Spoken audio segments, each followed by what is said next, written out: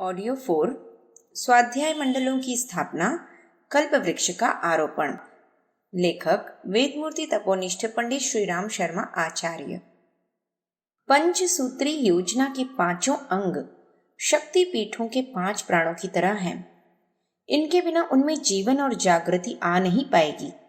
निष्प्राण शक्ति पीठें प्रतिगामी देवालयों की तरह इस मिशन के माथे पर कलंक का ही टीका लगाएंगी। अतएव जिनने प्रज्ञा संस्थान बनाए हैं वे पंचसूत्री कार्यक्रमों के संचालन का एक कदम और आगे बढ़ाएं। पहला, झोला पुस्तकालय अपने क्षेत्र के हर शिक्षित को घर बैठे नियमित रूप से बिना मूल्य प्रज्ञा साहित्य पढ़ाने और वापस लेने की प्रक्रिया इसी माध्यम से पूरी होती है। घर घर जन जन तक युगांतरीय चेतना का अलग जगाने, आलोक पहुंचाने का यह सर्वोपरि उपाय है कि शिक्षित प्रज्ञा साहित्य पढ़ें और अशिक्षितों को सुनाएं। झोला पुस्तकालय अमृत बांटने का अभियान है। स्वाध्याय मंडल के सभी सदस्य ज्ञान घट में न्यूनतम 1 रुपया प्रतिदिन भोजन करने से पहले डालें। महीने में 30 रुपए का युग साहित्य खरीदकर अपने पास रखें। अपने परिचितों में स्वाध्याय के प्रति रुचि जागृत करें। उन्हें नियमित साहित्य देने और वापस लेने का क्रम चलाएं। जो साहित्य के स्वाध्याय में रुचि लेने लगे उन्हें ज्ञानघट रखने और 1 रुपया प्रतिदिन डालने की प्रेरणा दें और माह के 30 रुपए का युग साहित्य मंगाकर अपने परिचितों को नियमित साहित्य देने और वापस लेने का क्रम चलाएं। यही क्रम निरंतर चलता रहे तो शीघ्र ही बड़ी संख्या में स्वाध्याय करने वाले हो जाएंगे। प्रतिष्ठित, प्रामाणिक एवं सेवाभावी व्यक्ति यदि इस कार्य में रुचि लेने लगे तो जन साधारण को इस साहित्य के स्वाध्याय का महत्व भी समझ में आएगा और देखा देखी वे भी झोला पुस्तकालय चलाने लगेंगे। सेवानिवृत्त, व्यवसाय एवं पारिवारिक जिम्मेदारियों से मुक्त परिजनों के लिए तो यह अत्यंत महत्वपूर्ण सेवा का कार्य है। दूसरा, ज्ञान रथ 4 रबर के पहिया वाले स्टॉल रेलवे स्टेशन के प्लेटफॉर्म पर घूमते हैं। सड़क बाजारों में तरह तरह के डिजाइनों को ढकेल गाड़ियां फेरी वाले चलाते हैं। इन्हीं में से कोई उपयुक्त डिजाइन चुनकर या अपनी आवश्यकता अनुसार किसी डिजाइन की घरेलू गाड़ी बनाई जा सकती है। कांच के ढक्कन वाला आकर्षक प्रदर्शन का उद्देश्य पूरा कर सकने वाला सुसज्जित ज्ञान रथ न बन सके तो शाक भाजी वालों जैसी खुली गाड़ी बहुत ही कम दाम में बन सकती है। धूप, गर्मी और नमी से बचाने के लिए उस पर पारदर्शक प्लास्टिक ढके रखा जा सकता है।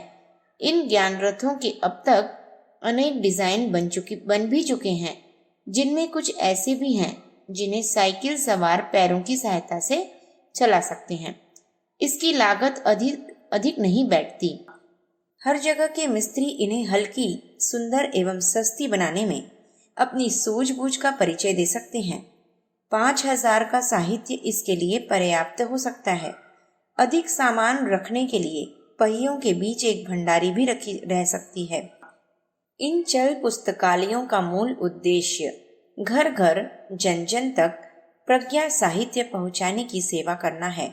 इसे सुनियोजित करने के लिए इन ज्ञान रथों की अधिक उपयोगिता है। झोला पुस्तकालयों में थोड़ा साहित्य ही लेकर चला जा सकता है। छोटे गांवों में तो उसी की उपयोगिता है। हजारों झोला पुस्तकालय चल भी रहे हैं, पर ज्ञान रथ में तो इतना लद जाता है जो हर दिन 1000 घरों तक उसे पहुंचाने का दायित्व आसानी से पूरा करता रहे। इसके अतिरिक्त इसमें पहियों से लेकर ऊपरी तली तक चारों ओर बोर्ड लगाकर इतना आकर्षक एवं प्रभावोत्पादक बनाया जा सकता है कि रास्ता चलते लोग उसे देखें, आकर्षित हों और खड़े होकर पूछताछ करके अपनी जिज्ञासा शांत करें।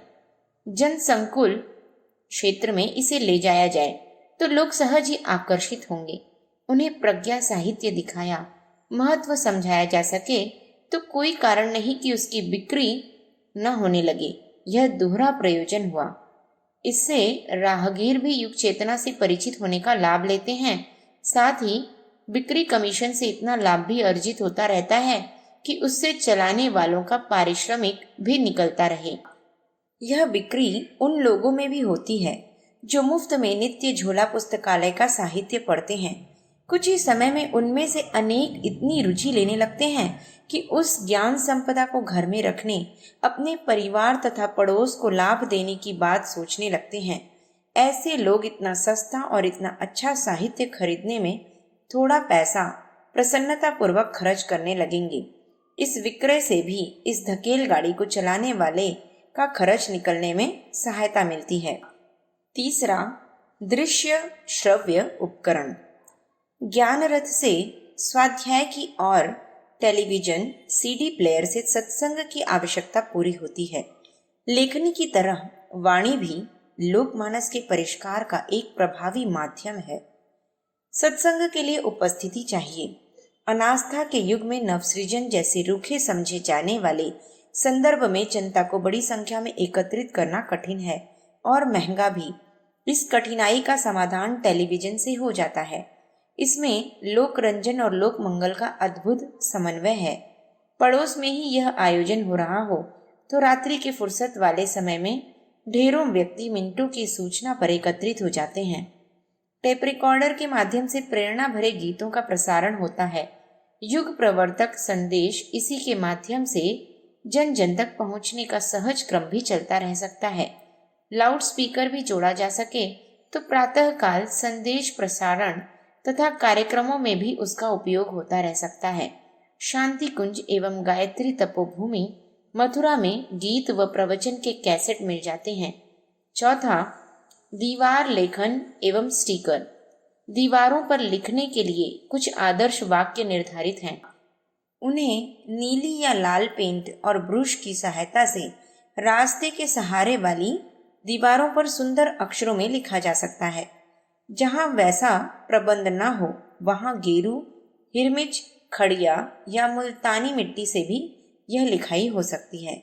दीवार लेखन करने से पूर्व दीवार के मालिक से अनुमति ले लेनी चाहिए। आदर्श वाक्य के नीचे युग निर्माण योजना मथुरा, गायत्री तपोभूमि मथुरा अथवा स्थानीय शक्तिपीठ या ज्ञान मंदिर का नाम भी लिखा हो तो विचारवान व्यक्ति वहां से संपर्क कर आत्मोत्थान का मार्गदर्शन प्राप्त कर सकते हैं। सर्वप्रथम यह कार्य सभी परिजनों को अपने घरों से प्रारंभ करना चाहिए और अपने परिचितों, परिजनों एवं संबंधियों से अपने द्वार पर सद्वाक्य लेखन सुनिश्चित कराएं। घरों के भीतर ड्राइंग रूम, भोजन कक्ष, शयन कक्ष आदि में भी छपे हुए सद्वाक्य लेमिनेशन कराकर लगाए जा सकते हैं। जिनके पारिवारिक उत्तरदायित्व कम है उन्हें टोली बनाकर क्षेत्र में निकल जाना चाहिए। ऐसा करने से एक रचनात्मक कार्य करने का उल्लास भी उनको होगा। व्यापारी वर्ग अपने धन से अनेक बोर्ड अथवा बैनर पर सद्वाक्य तथा सौजन्य से अपने प्रतिष्ठान का नाम देकर भी लगा सकते हैं। स्कूल कॉलेजों में छात्रों को प्रेरणा देकर यह कार्य बड़े स्तर पर किया जा सकता है। स्काउटिंग, राष्ट्रीय सेवा योजना, एनसीसी आदि के छात्र प्रति वर्ष 10-15 दिन के प्रशिक्षण में दीवार लेखन के कार्यक्रम हो जोड़ लें तो इसका क्षेत्र में स्थायी प्रभाव पड़ेगा। हैंड बैगों, अटैचियों, फर्नीचरों, आलमारी, खिड़कियों पर घरों, कार्यालयों, व्यापारिक प्रतिष्ठानों में चिपकाने के लिए स्टिकर भी बहुत सुंदर और सस्ते हैं। शादियों, उत्सवों में उपहार के रूप में बांटे जाने पर प्रचार विस्तार वातावरण को नवसृजन के अनुकूल बनाने में बहुत सहायक होते हैं।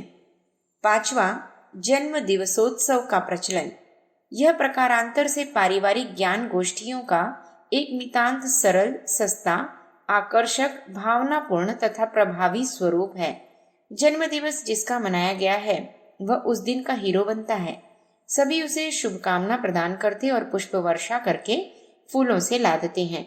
इस भाव भूमिका में उसे कुछ दुर्गुण छोड़ने और सद्गुण अपनाने के लिए सहमत किया जाता है।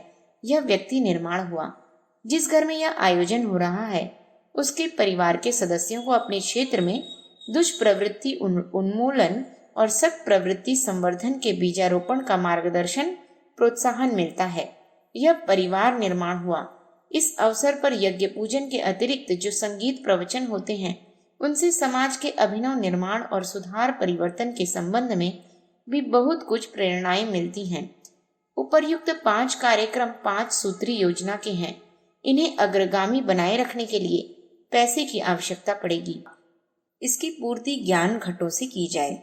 जहां भी मिशन के प्रति श्रद्धा सहयोग की भावना उभरे, वहां घरों में ज्ञान घट रखवाएं और उनकी राशि का उपयोग उपर्युक्त सत्प्रवृत्तियों के संचालन में किया जाए। अर्थ संतुलन बनाए रहने के लिए इस व्यवस्था को भी पंचसूत्री योजना जैसा ही महत्वपूर्ण मानकर चलना होगा। युग ऋषि द्वारा रचित युग साहित्य का परिचय। युग ऋषि द्वारा वेद, पुराण, उपनिषद, दर्शन, गायत्री विद्या, यज्ञ, कर्मकांड, संस्कार, प्रज्ञा पुराण, गीत, अध्यात्म का वैज्ञानिक प्रतिपादन, क्रांतिधर्मी साहित्य, युग निर्माण साहित्य, उपासना साधना, स्वास्थ्य, वनौषधि, शिक्षा, स्वावलंबन, व्यसन मुक्ति, पर्यावरण, नारी जागरण, व्यक्ति निर्माण, परिवार निर्माण, समाज निर्माण, आत्मचिंतन, अध्यात्मवाद, भारतीय संस्कृति, धर्म एवं दर्शन, महापुरुषों के जीवन वृत्तांत, ज्योतिष आदि विषयों पर अनेकानेक पुस्तकें लिखी गई हैं, जिनका प्रकाशन युग निर्माण योजना मथुरा द्वारा होता है। विस्तृत पुस्तक सूची युग निर्माण योजना, गायत्री तपोभूमि, मथुरा 281003 के पते पर पत्र डालकर मंगा लें। स्वाध्याय मंडलों के संचालक 5 सदस्य प्रतिमाह 30 रुपया प्रति सदस्य एकत्रित करके 150 रुपया प्रतिमाह का साहित्य अपनी रुचि से मंगा सकते हैं। उपर्युक्त विषयों पर छोटी बड़ी पुस्तकें तथा वांग्मय प्रकाशित किया गया है। यह साहित्य निम्नलिखित स्थानों से प्राप्त किया जा सकता है।